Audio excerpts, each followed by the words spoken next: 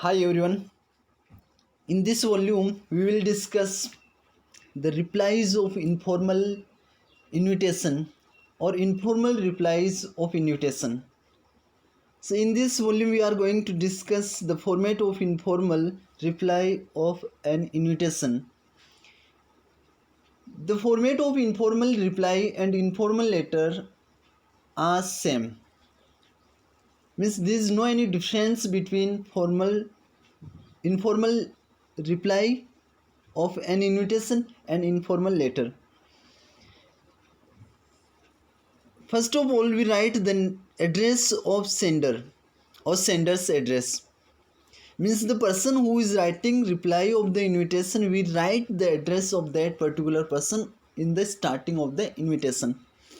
It can be written in the right side of the letter or page of the answer sheet, or it can be written in the left side of the page. Both are acceptable, but as and trend, we write it in left side. This has been a trend of the answering the questions of such kind of nature. So if we are writing the reply of an invitation and replies is informal, in that condition we write sender's address in the left side of the page. So you are supposed to write the sender's address in this side, means in left side, although it can be written in right side as we can see it here. So first of all, in starting two lines or three lines we write sender's address.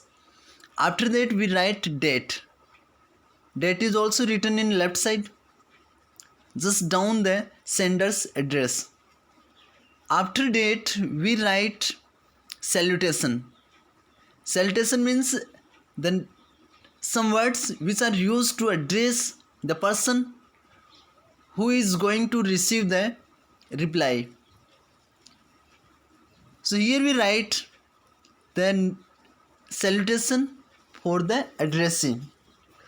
तो सबसे पहले हम क्या right करते हैं, सबसे पहले हम जो भी सेंड कर रहा है रिप्लाई उसका एड्रेस राइट करते हैं. ये स्टार्टिंग में 2 या 3 लाइन में लिखा जाता है. ध्यान रखना है, इसको कभी भी एक सिंगल लाइन में नहीं लिखना है. If we write in such kind of way, it would be a wrong method. So first of all, sender's address. After that, just below the line of sender's address we write date. After date we leave one line. After date we leave one line and here we write salutation. After salutation we again leave one line. Remember students, after salutation we have to use comma.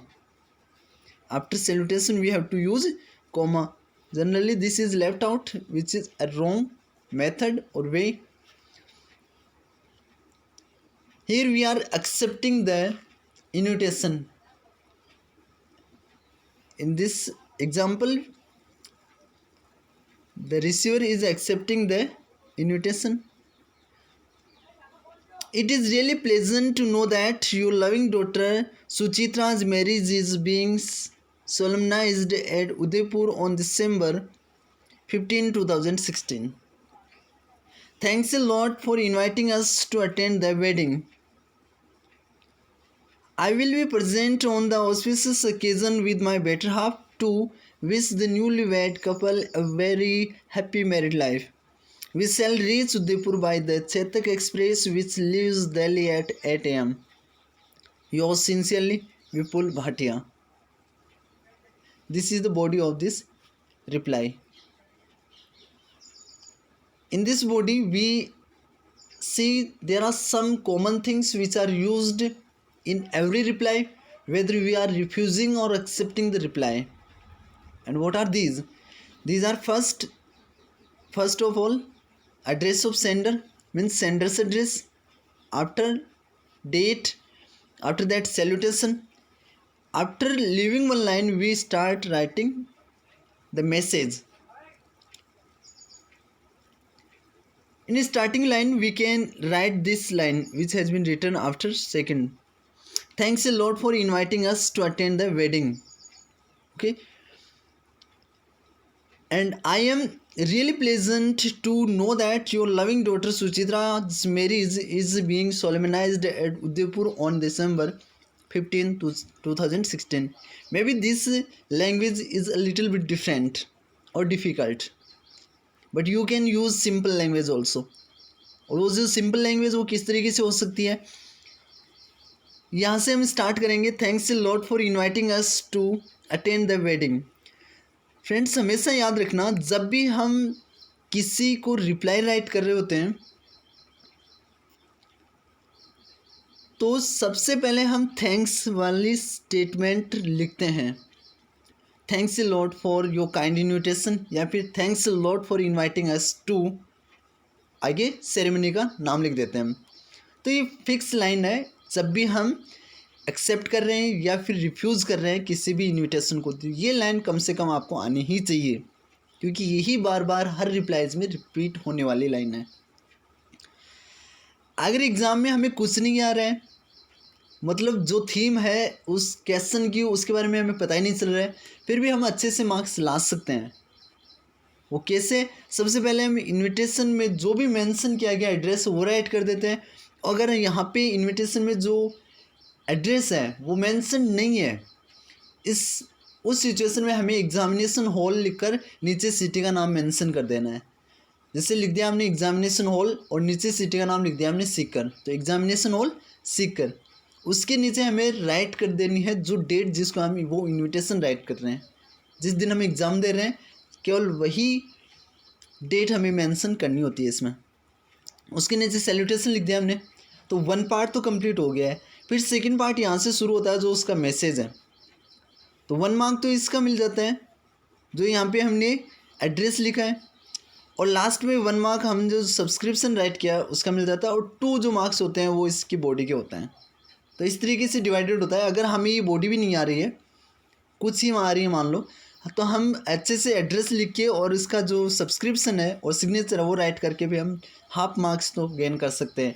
और फिर इसका interesting point ये है कि इसमें कुछ भी नहीं आ रहा हमें रिप्लाई में, अगर हमें 2-3 लाइन फिक्स है जो वही आ रही है, फिर भी हमें 1 मार्क मिल सकता है. तो कम से कम 3 मार्क्स तो कोई भी स्टूडेंट, चाहे कितना ही वीक क्यों ना हो, चाहे उसको कितनी ही समझ क्यों ना हो, अच्छे से गेन कर सकता है.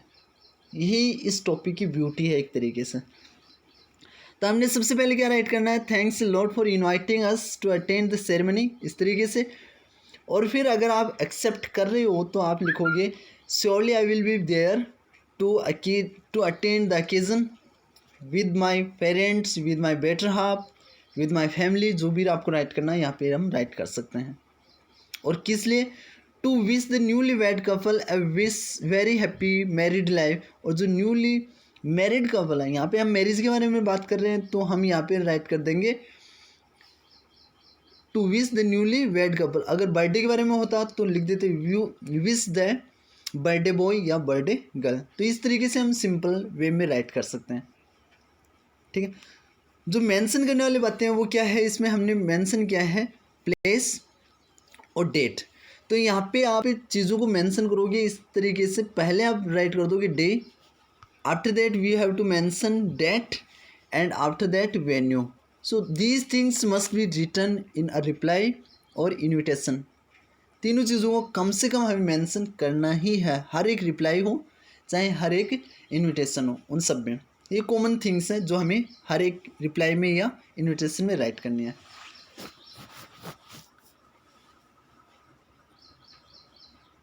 तो इस तरीके से हम इस इन्विटेशन को राइट करेंगे. लास्ट में सब्सक्रिप्शन, और सब्सक्रिप्शन में हम राइट करते हैं योर्स सिंसियरली या सिंसियरली योर्स.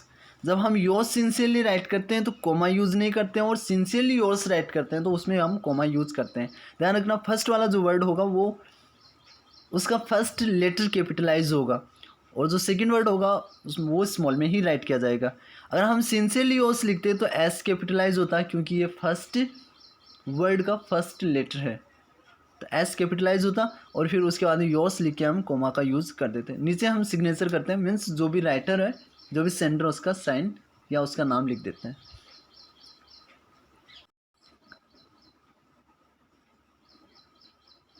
नेक्स्ट जो रिप्लाई है वो रिफ्यूज़ करते हुए है, means refusing the reply off invitation. Refusing invitation, मना करते हुए। रिफ्यूज़ का मीनिंग होता है मना करना, डिनाई करना, किसी चीज़ को मना कर रहे हैं कि आप आ नहीं सकते, और आने का रीज़न बताना होता है हमें। वही चीज़ें सेम टू सेम हमें राइट करनी है। ध्यान रखना, जिस मेथड को हम अभी यूज़ कर रहे हैं that is informal method of reply. ये जो रिप्लाई का मेथड है वो इनफॉर्मल है। We are not discussing your formal reply, so remember it. और फॉर्मल राइट करना है, इनफॉर्मल राइट करना है, इसके बारे में हमें क्वेश्चंस में मेंशन कर रखा होता है। So do not be panic about whether we have to write formal और informal in the examination in the given question. You have just to focus the format of formal reply and informal reply. You must know how we can differentiate both these formats and what are the characteristics of both these replies. In informal replies, first of all we write sender's address. Sender's address, it can be written in 2 lines or 3 lines. In first line we mention the street or house number, as here 55, this is house number. VT Road, this is locality. Mansarovar, that is a town or a part of city, and Jaipur, that is name of city. So in first of all we write the name of colony, road, maybe the street, after that locality, and in the end we write the name of city.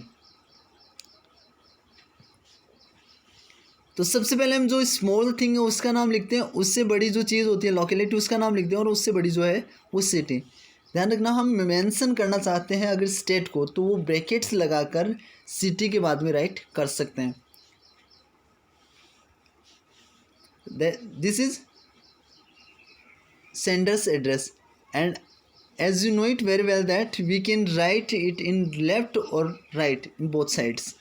चाहे तो हम right side में right करें इसको, या फिर हम left side में राइट करें, दोनों तरीके से ये क्या होगा, सही हो जाएगा। उसके बाद में हमें राइट करना होता है date. So date is mentioned just below the sender's address. I think these things are very clear because we have repeated it constantly. First of all sender's address, after that date on which we write the reply.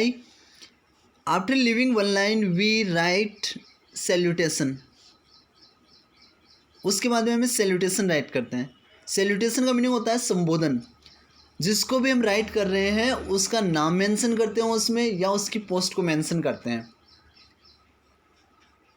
ये courtesy showing words होते हैं, जैसे my dear mister Jain, या my dear friend, dear father या dear mother, जो भी है, dear friend.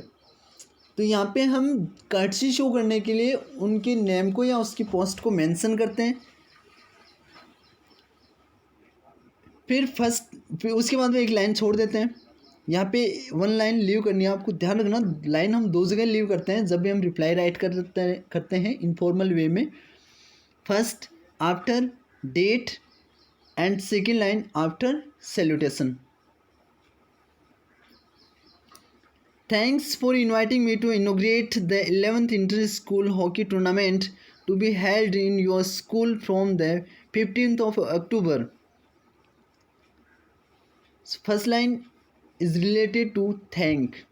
तो पहली ही लाइन में हम थैंक्स वर्ड से शुरुआत करते हैं, ये हमेशा याद रखना। फर्स्ट वाली लाइन को सेम टू सेम आप एज इट इज़ लर्न कर सकते हो। जो भी रिप्लाई है, चाहे कैसा भी रिप्लाई है, किसी से भी रिलेटेड क्यों ना है, अगर आपको इनविटेशन मिला है तो आपकी ड्यूटी बनती है, हम सब की ये ड्यूटी बनती है कि हम जिसने भी इनवाइट किया है उसको थैंक बोलें। तो हम राइट करेंगे थैंक्स फॉर इनवाइटिंग मी, मुझे इनवाइट करने के लिए थैंक्स। और किस लिए? इंटर स्कूल हॉकी टूर्नामेंट जो कि 15 अक्टूबर को स्कूल में ऑर्गेनाइज होने हैं, उसको इनोग्रेट करने के लिए। इनोग्रेट का मीनिंग होता है ओपनिंग, शुभारंभ करना। However, I am sorry to express my inability to be present on the given date. अब यहाँ पे रिफ्यूज़ करना है, और जो रिफ्यूजिंग रिप्लाईज होता है तो उसमें हम सॉरी वर्ड का यूज़ करते हुए उस रीज़न को बताते हैं कि रीज़न क्या है उस सेरेमनी को अटेंड नहीं करने के पीछे। तो हम लिखेंगे I am sorry to express my inability to present on the given date, या फिर हम राइट कर सकते हैं I am sorry to state that, या I am to sorry to say that I can not attend this ceremony, या I can not attend this occasion. Okay, उसके बाद हम राइट करते हैं वो रीज़न जिसके वजह से हम उस सेरेमनी को अटेंड नहीं कर पा रहे हैं। तो सबसे पहले सॉरी बोल देते हैं उस स्टेटमेंट में नहीं प्रेजेंट होने के कारण, और जो भी ओकेजन होगा तो सॉरी किस लिए बोलेंगे, हम उस ओकेजन पे हम नहीं जा पा रहे हैं इस वजह से। और रीज़न क्या दे रखा है यहाँ पे, माई several previous engagements on that day will not permit me to accept your invitation. उस डेट को मेरे जो पहले के ही जो कार्य हैं कुछ, वो मुझे इनविटेशन को एक्सेप्ट करने के लिए परमिट नहीं करते हैं। कि आप सिंपल लैंग्वेज में लिखना चाहो तो आप लिख सकते हो I am sorry to state that I can not attend this occasion because of some unavoidable reasons,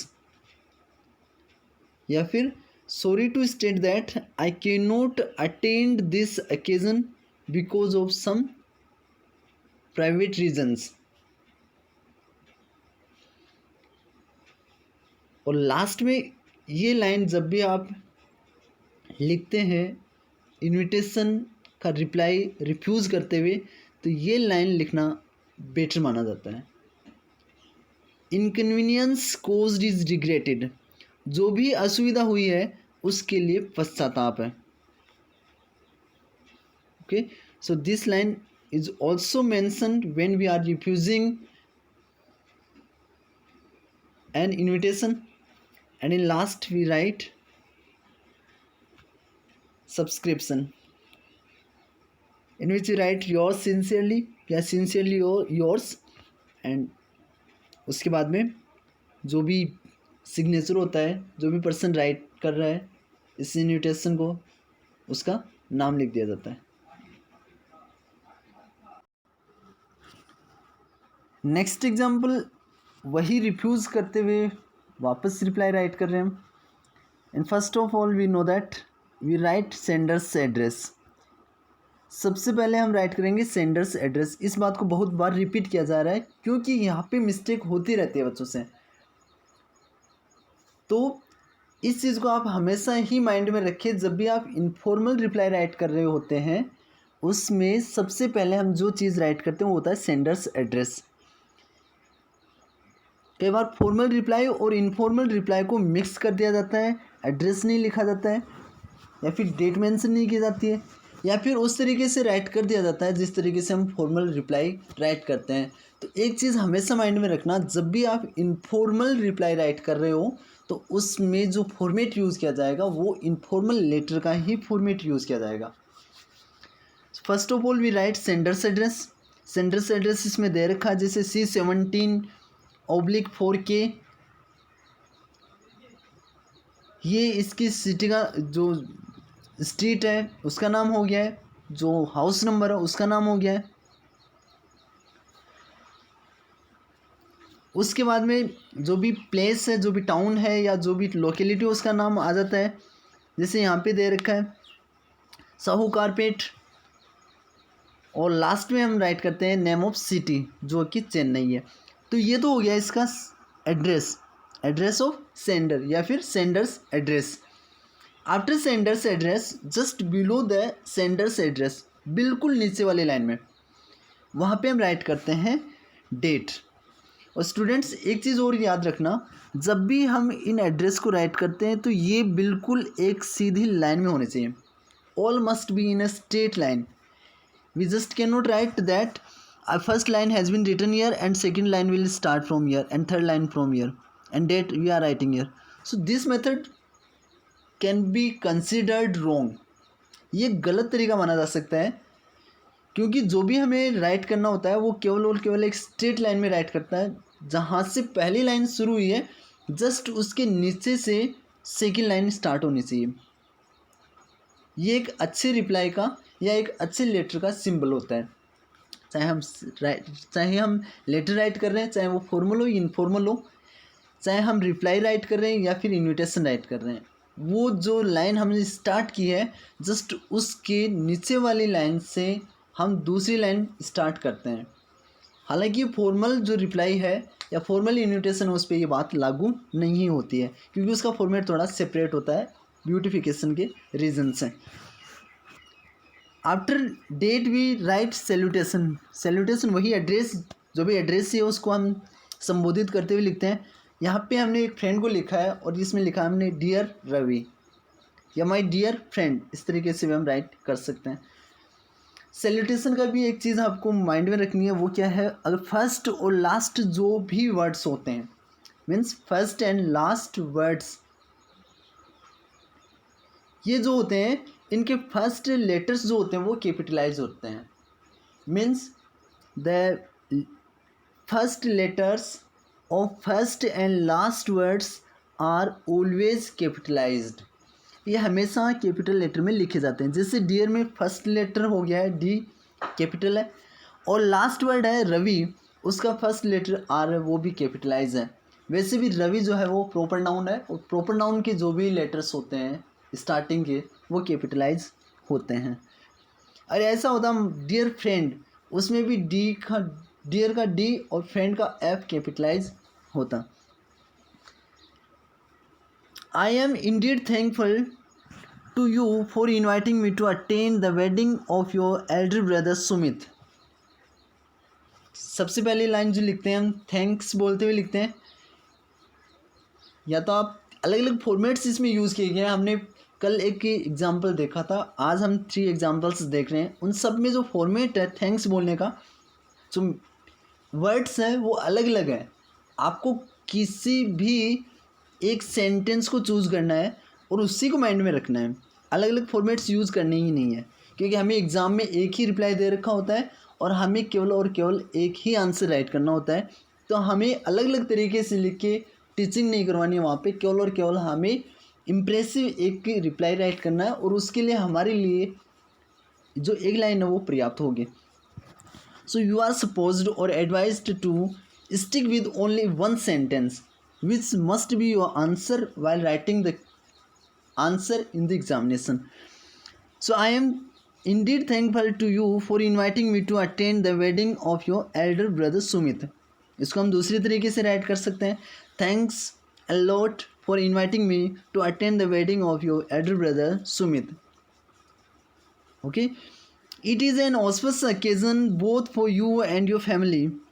ये तुम्हारे लिए और तुम्हारे परिवार के लिए एक मांगलिक अवसर है। ऑस्पिशियस का मीनिंग होता है मांगलिक, जो शुभ होता है। बट अनफॉर्चुनेटली, परंतु दुर्भाग्य से, due to some unavoidable and urgent engagements I will not be able to attend it. ये अच्छी लाइन है जो कि हम रिग्रेट करते हुए राइट कर सकते हैं। सॉरी जो वाली जो लाइन होती है जिसमें हम रिफ्यूज़ करते हैं इन्विटेशन को।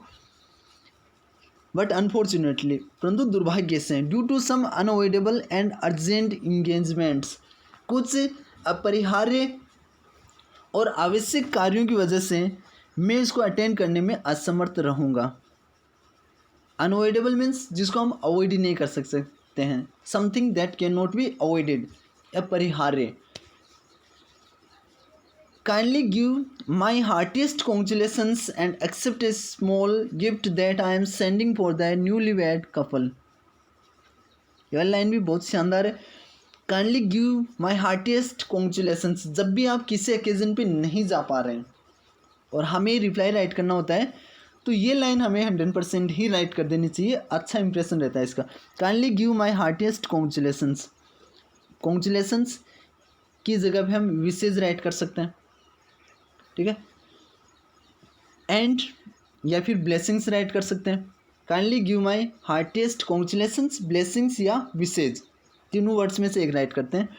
And accept a small gift, जो भी ओकेजन होगा वहाँ पे क्या होगा, कुछ न कुछ सेरेमनी ऐसी होती है जैसे बर्थडे हो गया है, वेडिंग सेरेमनी हो गई है, तो इसमें हम गिफ्ट देने या लेने की एक परंपरा से गुजरते हैं। तो वहाँ पे हम क्या राइट कर रहे हैं, एक गिफ्ट के लिए हम अप्रोच लगा रहे हैं, या गिफ्ट के लिए हम कुछ एक लाइन लिख रहे हैं। And accept a small gift that I am sending for the newly wed couple. Okay, और लास्ट में हम सब्सक्रिप्शन राइट करते हैं। ध्यान रखना, सब्सक्रिप्शन जब राइट करते हैं तो उसके लिए भी एक लाइन हम छोड़ देते हैं। इस तरीके से हमने देखा है। सबसे पहले हम राइट करते हैं सेंडर्स एड्रेस, जो लेफ्ट या राइट दोनों साइड में लिखा जा सकता है। उसके जस्ट नीचे वाली लाइन में लिखते हैं हम डेट, जिस डेट को हमने वो इनविटेशन लिखना है। डेट के बाद में एक लाइन हम लीव कर देते हैं, छोड़ देते हैं। ओके, उसके बाद हम सैल्यूटेशन राइट करते हैं, और सैल्यूटेशन के जस्ट नीचे वाली लाइन को भी हम ब्लैंक छोड़ते हैं।